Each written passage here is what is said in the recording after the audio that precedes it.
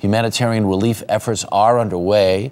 The president will be speaking from the diplomatic room in the White House this morning. Our Bill Plant is standing by outside. Bill, this is terrible news, and the United States needs a concerted and quick response.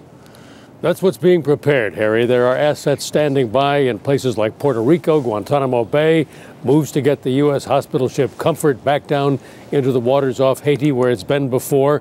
All of this going on, reconnaissance flights going on right now over Haiti to try to assess the damage, to see how bad it is and where they can get in to put relief once they get there.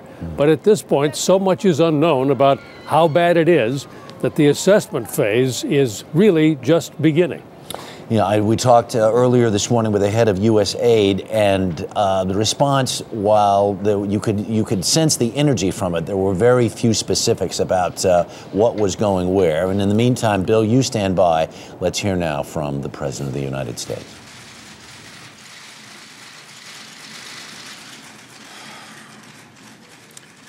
Good morning, everybody.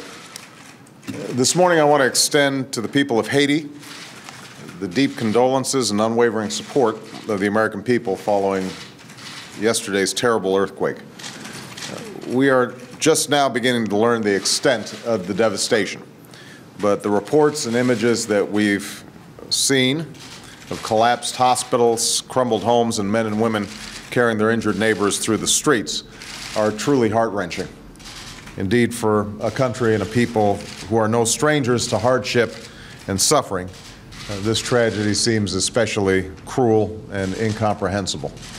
Our thoughts and prayers are also with the many Haitian Americans around our country who do not yet know the fate of their families and loved ones back home. I have directed my administration to respond with a swift, coordinated, and aggressive effort to save lives. The people of Haiti will have the full support of the United States in the urgent effort to rescue those trapped beneath the rubble and to deliver the humanitarian relief, the food, water, and medicine that Haitians will need in the coming days. In that effort, our government, especially USAID and the Departments of State and Defense, are working closely together and with our partners in Haiti, the region, and around the world. Right now, our efforts are focused on several urgent priorities. First, we're working quickly to account for U.S. Embassy personnel and their families in Port-au-Prince, as well as the many American citizens who live and work in Haiti.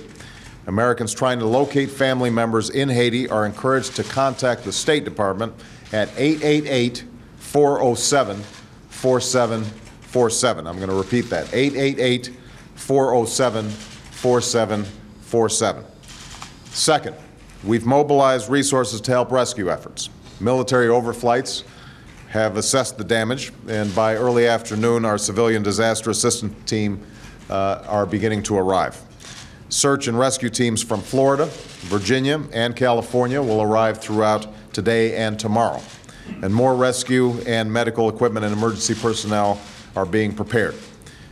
Because in disasters such as this, the first hours and days are absolutely critical to saving lives and avoiding even greater tragedy, I have directed my teams to be as forward-leaning as possible in getting the help on the ground and coordinating with our international partners as well. Third, given the many different resources that are needed, we are taking steps to ensure that our government acts in a unified way.